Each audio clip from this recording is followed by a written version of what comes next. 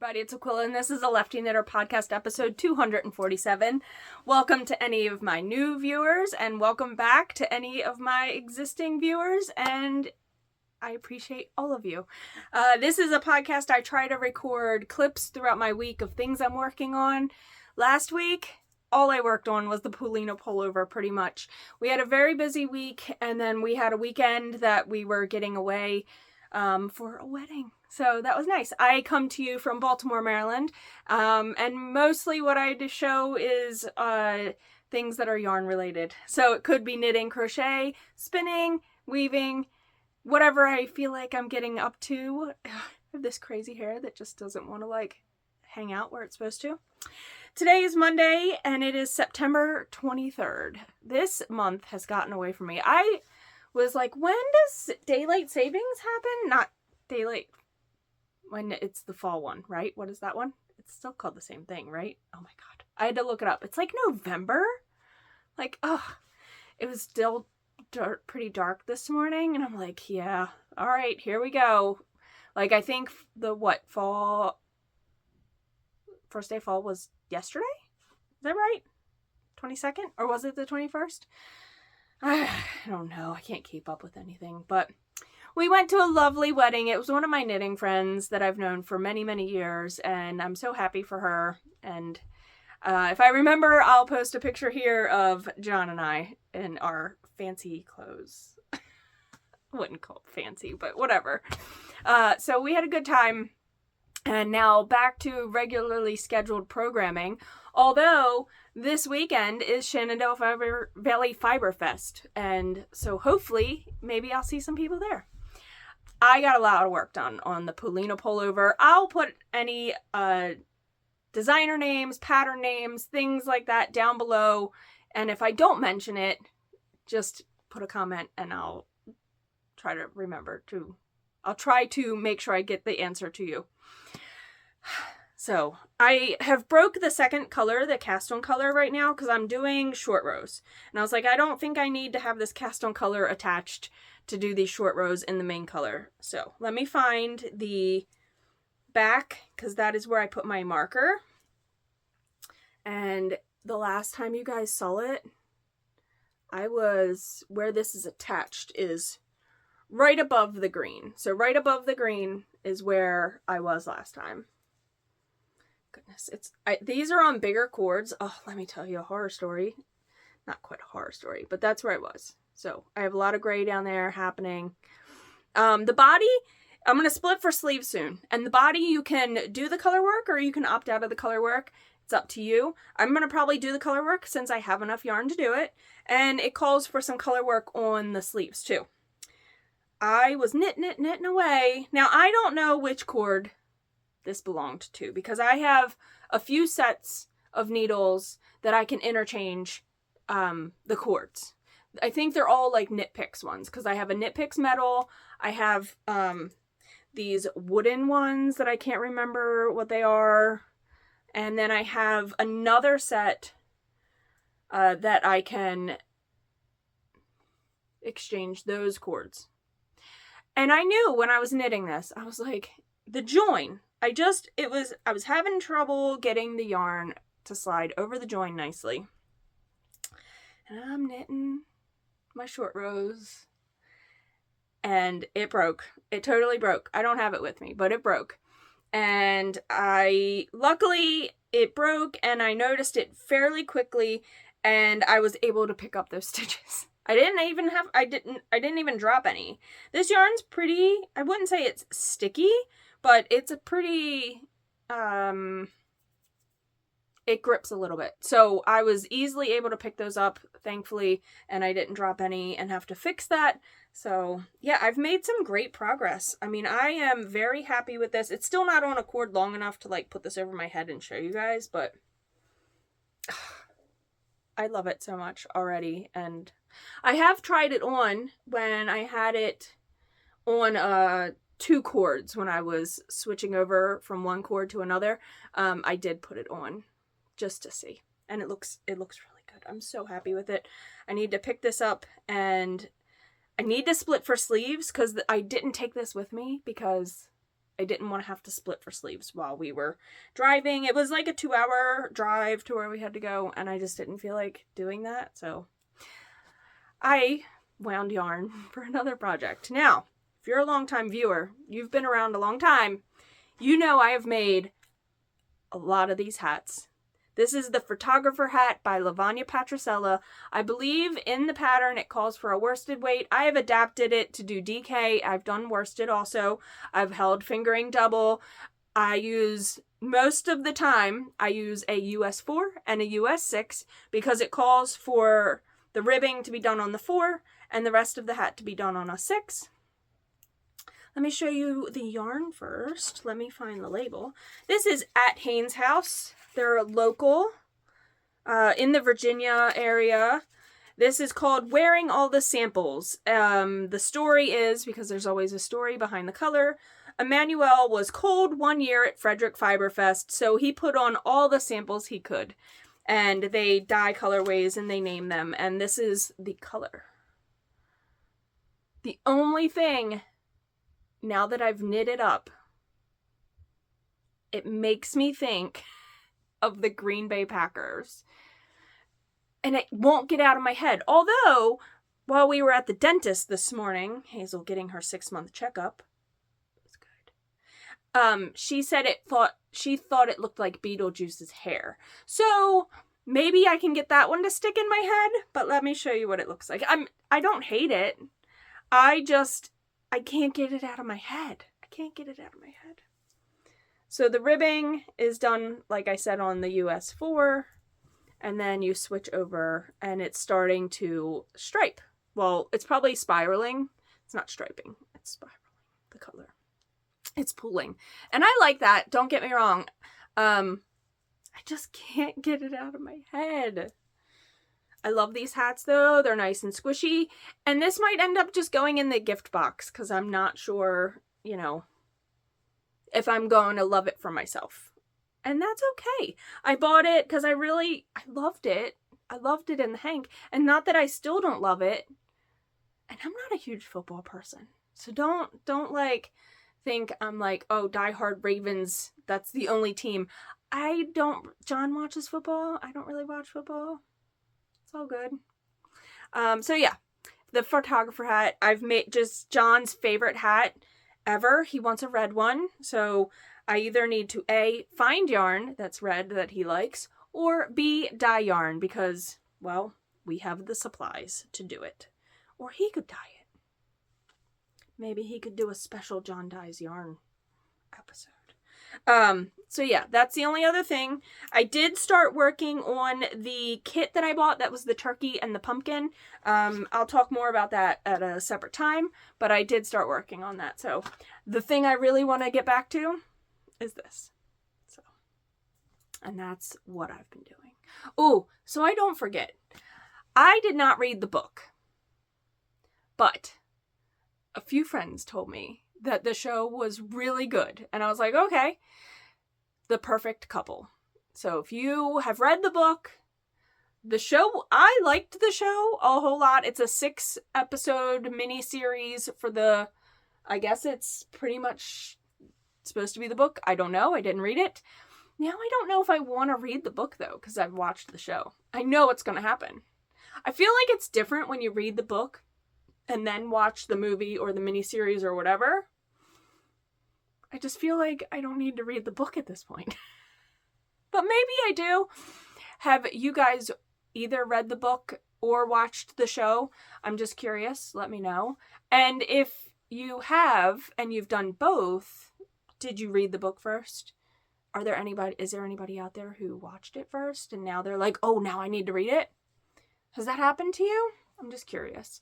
There's not many things that okay, I'm not gonna lie. I did go and read, I never read Jurassic Park. And I'd seen the movie many a times. And I did go back and read the book. So I have done that in the past. I just feel like with this, there's not a need to, because, I already know the whodunit part. I don't know.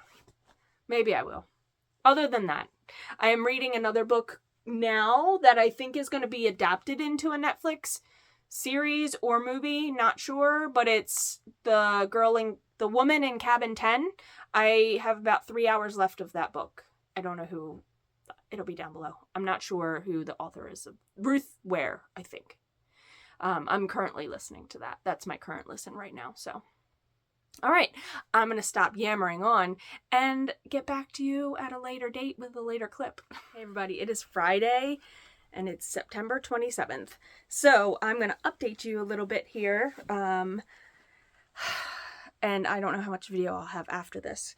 And I don't know if I have a whole separate video for Shenandoah Valley Fiber Festival. I don't know. I'm not quite sure. Just depends on how the weekend goes. So, it's supposed to be like 80 degrees. I was really hoping to wear my heirloom quilt cardigan tomorrow. And I don't think that's going to happen. It's going to be way too warm. Maybe though, if we're there early and it's colder in the morning, I'll see. I might pack it. I just don't want to pack extra that is a lot of fabric. It really is.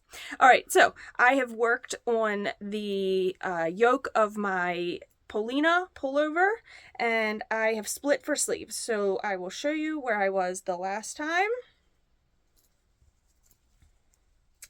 I was right here, and I have now split for sleeves. My yellow, okay, let me explain. The yellow is where you are supposed to stop, and I was not getting the right row gauge, so I needed to knit a little bit further to make sure I had enough space for the arms. I then just decided, I was a little worried because you're doing color work, right? My color work would have been up here, and then I would have started the new color work around here, like almost a mirror image of that. And I was a little worried that I'm breaking up this, there's going to be too much space, but I just decided to go with it. So I added 8 extra rows, and then I split for sleeves, and then I mirrored the 8 rows before I did that color work. Or, sorry, the 8 extra rows was up here before, this is the sleeves. No, it's not. God, now I'm confusing myself. The yellow is the original place I would have split. I did 8 extra rows. And on that 8th row, or the 9th row, I did the color work that you're supposed to do. And with that color work, I found very interesting. Because you're doing color work all the way around, and then you're splitting. So are you breaking the yarn? No, you're not. You're actually holding your 2 colors together, the main color and the cast on color, contrast color, to do your cast on of your stitches for the underarm. So I found that really interesting. There was a video, I've never seen it before, but essentially it's a long tail cast on where you're holding your 2 colors together. And the color you want to be the main color, you just do as the main color for your cast on. I found that interesting.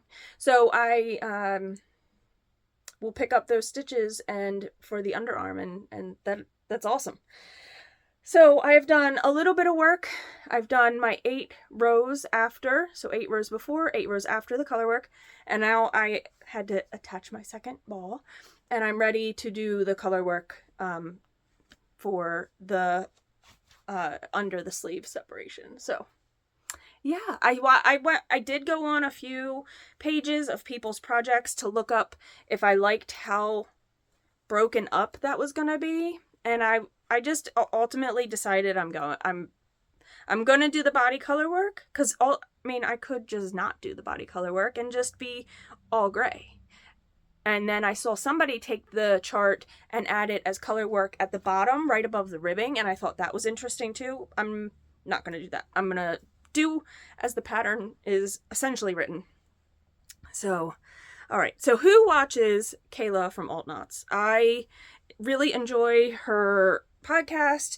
She loves everything spooky. I don't follow along and do her book reads and things like that and the movie reads, but I just really enjoy what she talks about. She tests different yarns. She does a lot of stuff with acrylic yarns too. She does high-end yarns, but she does acrylic, and I just love the overall roundness of her podcast because she dabbles in a little bit of all different things. So like she makes sweaters for herself on her Addie knitting machine, her Addie king size knitting machine. So there's a lot going on, and if you are looking for somebody new, you should check her out. So she was showing a pullover she did with the new Halloween yarn by Big Twist, which is a Joann's brand, and I was like, oh, I really like that, and I was gonna go buy that yarn to make a sweater for myself in another color, because they put out apparently like 6 Halloween colors this year, or 5. My Joann's had none of them in stock. Another note, if you're using the app and it says that there's like 3 in stock, you can get there and they might not be in stock, and they can be in somebody's bag for pickup, because they are considered in stock until the person's pickup order has been scanned. So I went there thinking there was like 3 colors that they said were in stock, and there was like 3 skeins of each of them. None of them were available. So also coupons, read the fine print, because I was very excited to get a 25% off coupon for my total purchase, but it was not good on doorbusters or clearance yarn, and everything I bought except for one thing for Hayes, a coloring book she wanted. That's the only thing I got 25% off on. Oops. But let me show you. This is some of the yarn I did buy. I bought 3 balls of this. I've seen people talking about this on podcasts, and I just thought this colorway was really pretty. So this is Big Twist, and it's the Supernova brand line. This is the Supernova line. It is a 475 yard, 5.3 ounces. It's 80% acrylic, 20% wool. It comes in all different colors, and they're all like space themed. This color is called Nebula, and it's essentially like a black rainbow, like a dark rainbow. It's a fine number 2. I love that the Big Twist tells you approximately how many balls of yarn you would need for a project. Sweaters, you can't really go by that, but for a hat or a scarf, I think you could, or a blanket, I think you could go by the numbers that they say here. Sweaters are just a little, not controversial, but we're definitely not all the same size. So I just, I wouldn't go by that number. Okay, so number 2, which is essentially a sport weight when you go by the numbers. I am using this as a DK weight because it is a thick and thin yarn. It's probably hard to see that it is, but other podcasters have shown it, but you can see the red here is a lot thicker. This little red strand here is like way thicker than maybe, and this orange and black one looks thicker than some of the other strands in here. Like this one looks really skinny. So I'm using it essentially as a DK weight. Now that I've said that, I knew what I was going to make with this when I bought it.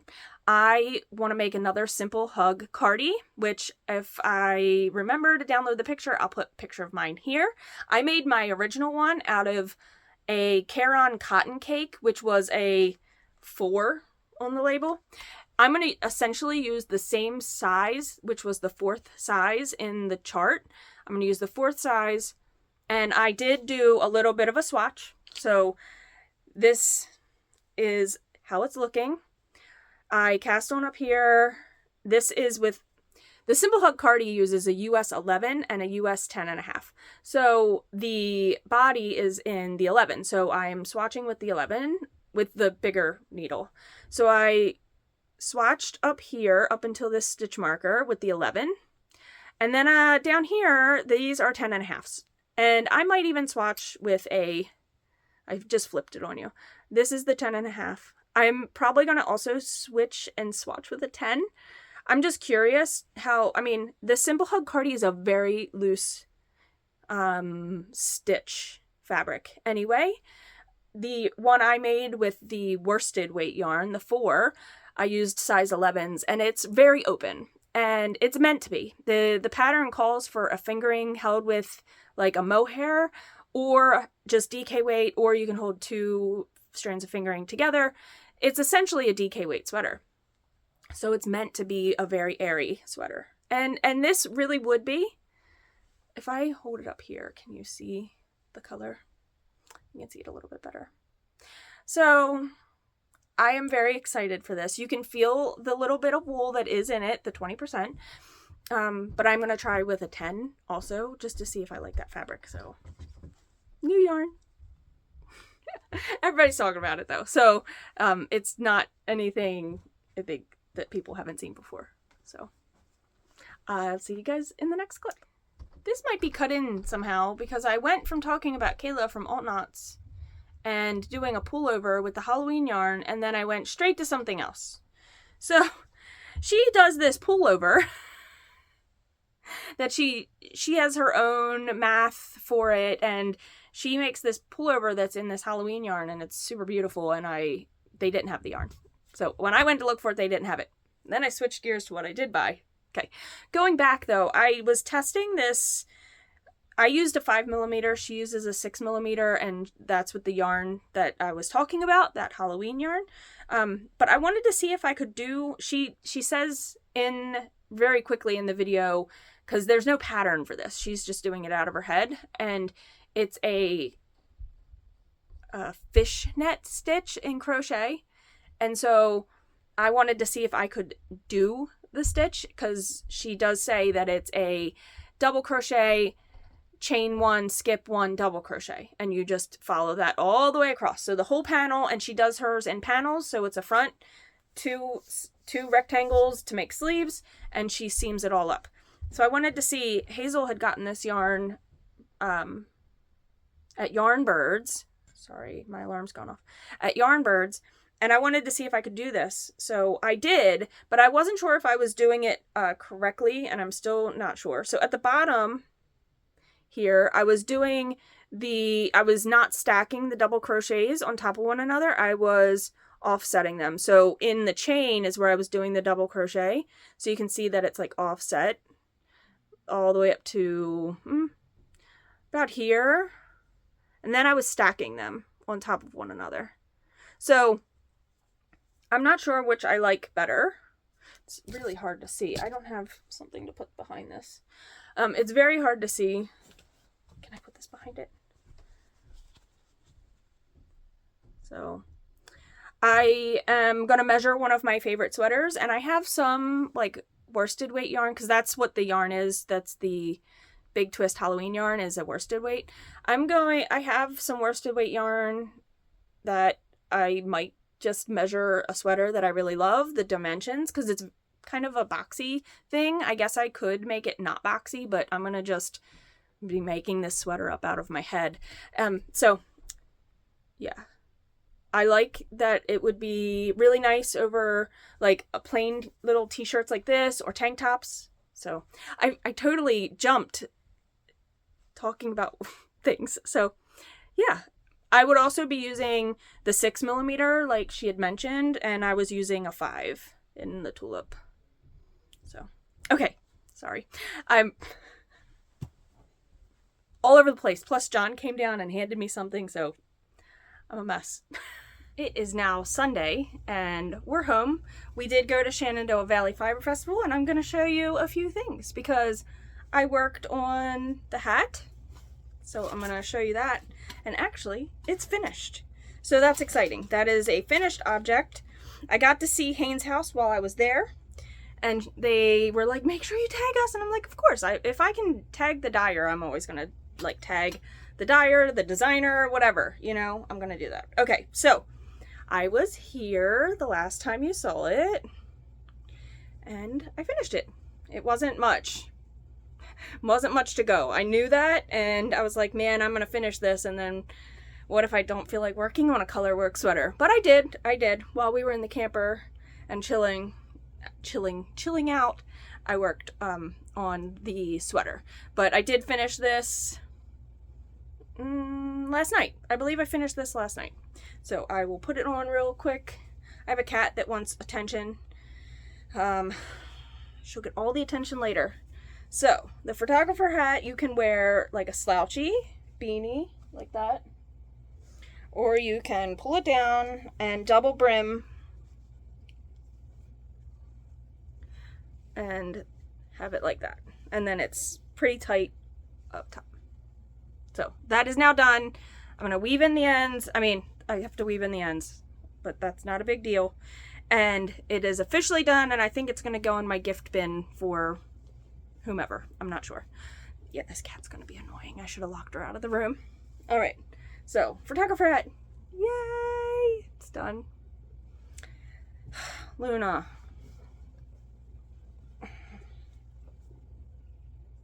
This is all she wants. Right? Technically, she wants to just be in my lap, which she's gonna do probably right now. I didn't make a ton of progress on the Polina pullover, so I am not going to show that, only because I didn't make a ton of progress and I feel like I'm just going to use up time that I can use for showing you things. So, oh, I took that as an extra. Also, I have other stuff in here that is extra. Oh goodness, that fell over. I hope it's okay. Goodness gracious, John will kill me. Okay, so while we were there, there was a, let me see if I can make sure I have all the booths, all the stuff. Okay. We were at a booth that had hand-lathed crochet hooks, interchangeable crochet handles, and seam rippers, and pens, and styluses, all these different things. I will pull out the card in a minute because I'll show you what I got from there. But they also had these. It is just a little fidget. It was like $2 or $3, and it's just crocheted with a hairbreadth inside. And I was like, oh, that is so simple. You know, like I never even thought to do that. So this morning I asked Hayes, I said, where's your fidget? I want to try something. And I searched the camper and we had a hairbreadth like this in the camper. Oh my God, this guy. Now mine's a little wide. As I didn't actually look at hers, I just decided to make it. And I used the yarn from Haynes House because I had yarn left over. So here's mine. I did start off wider and then I shrunk it down. It doesn't matter though. So, little fidget. So now she has those and she was like, do you think you could make me more? And I was like, of course, like for friends at school, etc. So I'm going to be making more of those. So while I was there, oh, there's another part to this. Hold on. While I was there, I got this. Doesn't look like much. That booth is, I want to say it's called NEWoodworkz, but I'm not quite sure if that's right. It is. Okay. These are all falling out of this case, so they're going to not show well. It is called NEWoodworkz, Pens and More. And I ended up buying a interchangeable crochet hook. I was only going to buy the size that I use for my dishcloths, my scrubbies that I make, because that's like the one I know I would use a lot, that size. Well, I ended up getting up there. The handles were $30. Every hook individually was $10. So I've already had $40 invested. And then for just another $40, I got 6 different hooks that are interchangeable. So I ended up getting this hook, this handle, I should say. And the thing with these, she made it very clear, you do not twist to take them out. You pull it straight out, because if you twist it, it ends up, I guess, messing up the inside, and then your hook won't stay steady in the handle. So I got, this is not the hook size that for my scrubbies, but that one's in here. It's the I9. And so I got all of these. It was $80. You could have gotten all of the sizes for, I think, $100. So I didn't need all the sizes. So it's the smaller sizes, which was fine. And then the I was the biggest one out of those. So I did get that. I only used it to, and I realize now the way I hold my crochet hook and my yarn, these are probably not the most ideal handles, but I'm gonna keep going with it because I bought it now. It's okay. It's not like a bad purchase. I just I guess I didn't realize, because she had yarn there at the table and I was doing it. I just didn't realize how I really do hold it. But I made that fidget just fine. It worked. It was fine. Hazel has lotion upstairs that she had gotten from the Rosefield. And so we have a card from there, the Rosefield. We bought my daughter's recipe lotion. It was lime and myrrh. It smells really good. It's actually kind of a strong smell, which I was surprised Hazel was down for, but she was down for it, so we got it. Oh, that's a raffle ticket. But John bought some soaps. Was this from them? Oh, goodness gracious. He got more than... Well, now I don't know, because there's more soaps in that bag. They might have a different label on it. Okay, those are different soaps. So these are the ones I believe he got from the Rosewood place. Rosefield. So I believe these are from Rosefield. Then these are different. Black sheep soaps. So he really was like, I want soap. The next time we go to a place, I'm getting soap. Soaps from the farm. And he got 4 different ones. And this is Grindstone Ridge Farm. So he got calming scent of chamomile and lavender, frankincense and myrrh. Oh, he got 2 of those? And then he got black sheep soap, which I don't know what that one is supposed to be. But I'm going to put them back in the bag. Now, we were at another booth, and the lady had all these super cute... She had yarn, but then she had super cute crocheted animals. And her booth was called Dirt Floor Fibers. Dirt Floor Fibers. And if you have any questions, you can email Kimberly at Dirt Floor Fibers. So you can check out the Instagram there. And she had all these super cute, like I said, crocheted animals. And she had these really cool eyes on them. And I was like talking to her about it. I was like, oh, these are super interesting. You know, and I was like, I know people that get them from like this certain Etsy seller. I couldn't remember the name of the Etsy seller anyway. But she said she makes her own. What? And so we talked a lot about it. And we ended up buying a set of eyes from her because Hazel wants a snake. We saw this cute snake, so Hazel wants a snake. So she makes these. They are not, they're not resin. So I just thought that was super cool. She gave us, you know, the backs and all, so we have everything with it. I'll make sure everything's linked down below the shops that I purchased from. This cat wants to smell everything. Everything. Now, last year, nope, not last year there, but at another festival, I think it was Frederick last fall, I bought a Christmas colorway from the Yarnsmith. The Yarnsmith.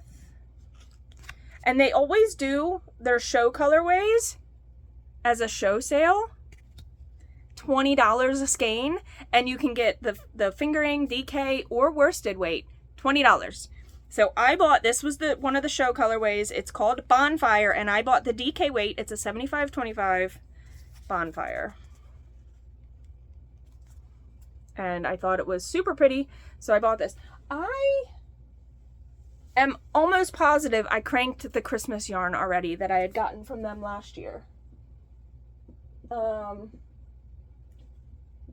If I didn't, no, I am almost positive I did. I'm almost positive I did. So this is it. That was the purchases. Oh, and I mean, John bought, like I said, he bought the soaps, but he also bought, now if you're in the area, Monster of a Show for 2024 is on November 2nd. Monster of a Show. It's local here, and it's all different makers. So it might not be just ceramic makers, because this is Clay Monster Pottery. It could be Companion Fiber goes, who I've shown Companion Fiber before. I bought a stuffed animal kit to make this cute stuffed monster that Hazel named Candy. And so we have that. And then there's like artists that do drawings and everything. So it's a mix of all different monster creature things. And he bought a zombie mug. It's so funny. And this is Clay Monster pottery. They're so great. Clay Monster. Okay, I forgot that John also purchased this because he wants a Ravens hat. So this is Rising Tide Fiber. Now, stay tuned to my channel because I have a Speed Questions with Vendors coming up, and it's going to be with Melissa from Rising Tide Fiber Company. So, Rising Tide Fiber Company, this is her tweed base, which is the fingering tweed, and it's 438 yards, and it's 85 merino, so superwash merino, and 15 Donegal neps. So stay tuned for that, because photographer hat, that's the one he likes, that's what he's gonna get. I'll hold it double, and I might put this into a cake tonight. So there you go. That is everything I got. We had a great time. I got to see a bunch of people. I got to hug a bunch of people. Like, you know, I got to see, oh my God, the Yarnbirds, Robin. I got to see Frogget, Tasha and Brian. I got to see, so many people. So many people. I love going there. Polymorph, Lindsay. I'm not trying to name drop. I'm just thinking of all the people that I know I stopped and talked to for quite some time. And so it was really nice to see people and hang out, and it was hot. I was super dedicated to wearing my heirloom quilt cardigan, and I did. I wore shorts and a tank top, and I wore my cardigan. John was like, "Are you really going that way?" And I was like, "Yes, I am." And I was dedicated. I was super dedicated, and I wore it. I was sweating, but I wore it because it was like 80 degrees. 80 degrees. It's fine. It's fine. It's fine. All right. Other than that, John and I watched a movie called Ready or Not. It falls, I guess, in the horror / realm of like those kinds of movies, thriller, whatever. And it's about a family who has this curse upon them, but they're real wealthy, and the way they're wealthy is because they have a business that is they create games, like board games and stuff. So that's it was good. I don't usually watch that type of movie, but it was good. Then what else did we watch? We watched in the camper. We always watch movies. We ended up watching Made in Manhattan, and we watched Jurassic Park too. So it's always a mix. And let's see. I read a book. It was a short story, actually, and it was from 1907. I feel super cultured. No, I'm kidding. I'm in a small book group club, and we were talking about reading some spooky, get us into the fall season books, and I just kind of did a Google search, and this came up as like a short story that inspired people of that time. And so it was called The Willows by, oh my God, Argonaut. No, that's not right. I will put it here because I can't even think. The Willows. And it is, they call it like cosmic horror, paranormal horror. So if you're interested, it was only a 2-hour listen, and you have to remember that it was written in a time where language was different, and the way we speak, and different, not innuendos, but like just different, I'm not good with words myself here, but it's just written in a different time period, obviously, 1907. So take it for what it is, and it was interesting and thought-provoking, and just, it wasn't like jump scare horror or anything like that. It's definitely make you think horror. So if you're interested in that, I know an author, a very problematic author, that was very inspired by this story in particular, and I'm just not going to mention names because I don't think you should read it if they're this problematic. So I mean, they're from like back in the day too, and most people will know exactly who I'm talking about, or they won't, but it's fine. So we're trying to think of the next horror book to read or thriller or jump scare type of book. So that's where we're at right now. We're on the hunt, and it's very indecisive. We're all indecisive, and we're like, whatever you want to read. Whatever you want to read. Okay, whatever you want to read. So we almost need to just be like, pick a book and read it. So there we are. But that is what I've read. I do keep a list of all the last so many books from my Goodreads, and that will be down below also. So I hope everybody is well. Please make sure you're taking care of yourself and others in the capacity that you can. And until the next episode, I forgot my tagline. Peace, love, and knit happy. Yeah, that's it. All right. Bye, guys.